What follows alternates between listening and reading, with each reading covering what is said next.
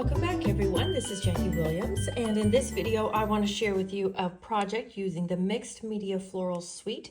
Now this is one that's not in the catalogs, it is just in the online store, so it's possible you may or may not have seen this yet.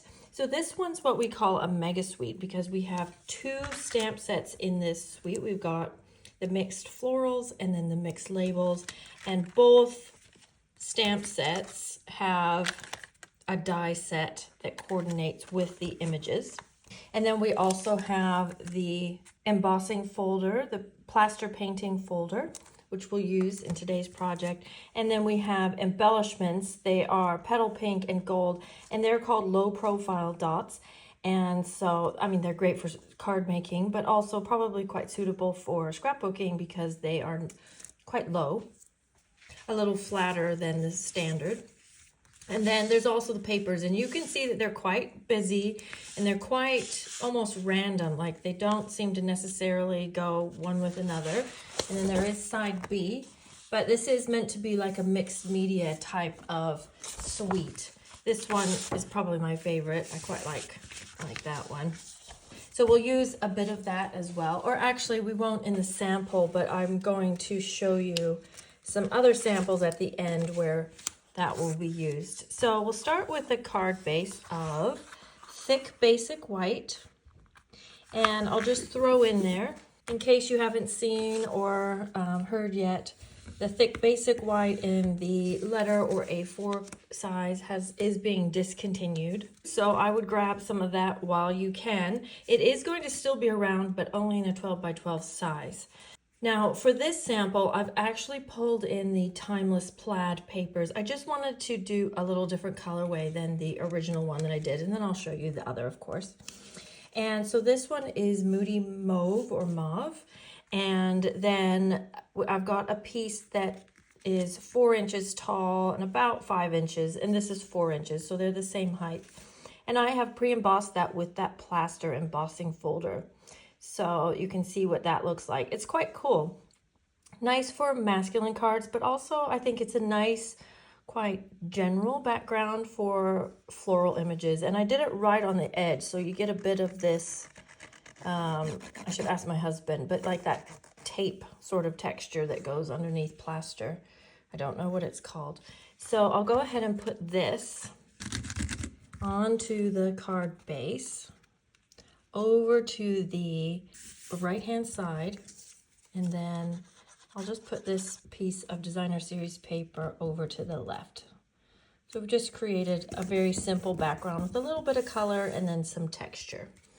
Now then we'll color our flowers. So I have stamped the tulips from this set because I have most of my samples are actually using these daisies or echinacea. So I wanted to do a sample using these. And what I've done is I've stamped those on watercolor paper and heat embossed those with black embossing powder.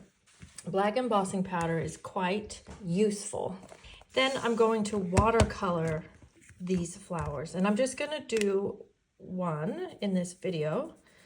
So for when I'm watercoloring, I find it's actually quite helpful to get the area I'm going to color wet first. And then I squeeze the back of the ink pad. So I've got fresh Frisia here. And then I'm just going to color kind of all over with fresh Frisia. You might leave just the very edges white. With watercoloring, you know, different effects, but it can also be quite effective to leave some areas uncolored.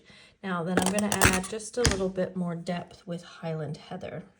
I'm just going to put that down here at the bottom, and because the image is still wet, the colors will just kind of blend together, and then maybe go really dark down here at the bottom.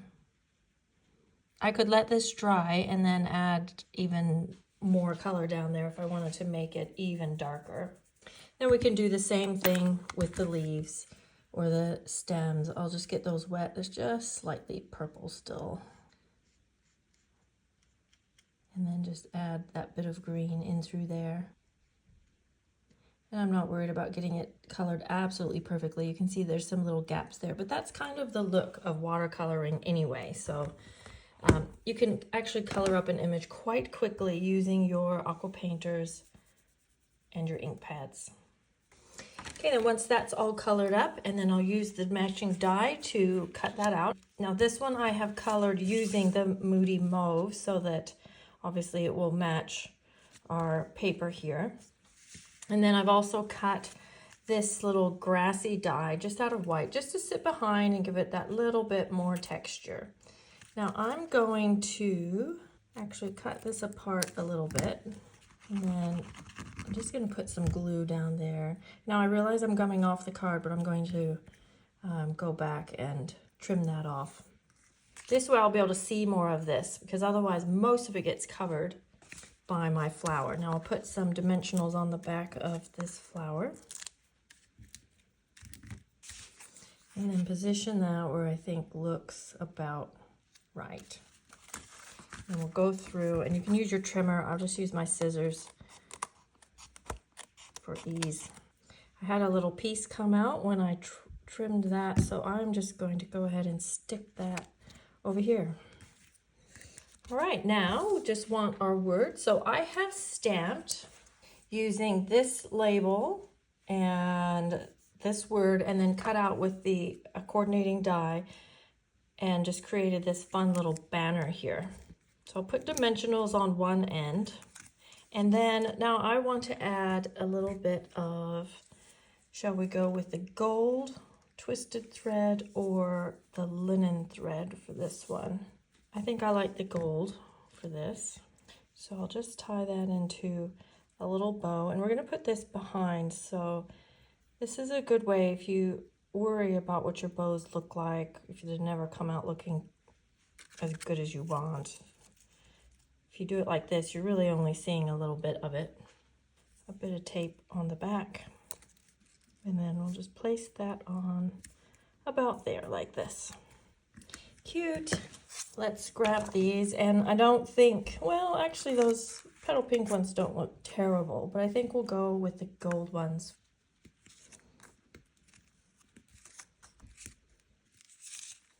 There we go, and that is our project. Fairly quick and easy, but very cute. And I love the big bold flowers. So this is the original one that I made, loosely inspired by an artisan project by Andrea Sargent. I just liked her color combination. The difference here though is I actually used Stampin' Blends for this one. This one I used the watercolor or watercoloring. I think both look great. These leaves are probably a little more solid than with the watercoloring, but so there's two different colorways, both using that Painted Plaster background, which I love with these flowers. Now let's take a look at a few other samples. So these are ones that I've actually put on my blog just this morning, and I've used the black and white side of the Mixed Media Florals papers and then just put that daisy or echinacea image over the top. Obviously one I chose to color and have that splash of bright color on the black and white, and this one I just left it all black and white and gray. So I think both of them look great. And this is one that I did where it was all in color. This is actually using a celebration paper, which is now discontinued, but still wanted to just show you the sample, how you could use the colored side and then just tone in your flowers to match the papers. And then these samples are ones that were part of my techniques class using the two-toned cardstock. So I'll just show you those briefly using, again, that daisy. And then this one is blue with blue, pink with blue, blue with pink. So I like all of them. They're quite pretty. And it's just a nice way to use that big flower, having it stretch over a little window element there. And this card I've actually seen posted on the internet a few times. This one was a gift from Sarah and Shelley, just as a congratulations for some achievements. Then this card was actually sent to me from Cindy Schuster and Melody Hyde as a thank you for being part of the artisan team during 2024. And then I had to go and made some of those as well, just using some different colors. And again, we've got that cool folder there in the background. And then the next two samples were actually shared by Karen Hadler at one of our recent team retreats. And this is one that we did all together in a class, just showing how you can mask and then stamp that vintage text stamp behind the flowers, and then we use watercolor pencils to add just a little bit of color. And then this was Karen's swap, again using all black and white, and then just using those ladybugs as a little pop of color. This stamp set has 3 ladybugs and 6 dies to go with the ladybugs, so you can do lots of them all at once.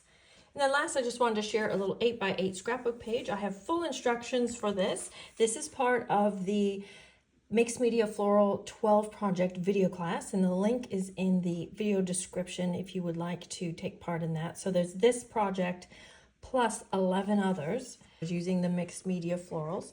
So you would get measurements and step-by-step instructions on how to make that cute little layout for a gift, for wall decor, or to put in an album. So there are all my samples to share with you for this video. Thank you so much for joining me. This is Jacque Williams. Please leave me a comment, share this video with your friends, and of course subscribe. And I'll see you next video. This is Jacque. Bye-bye.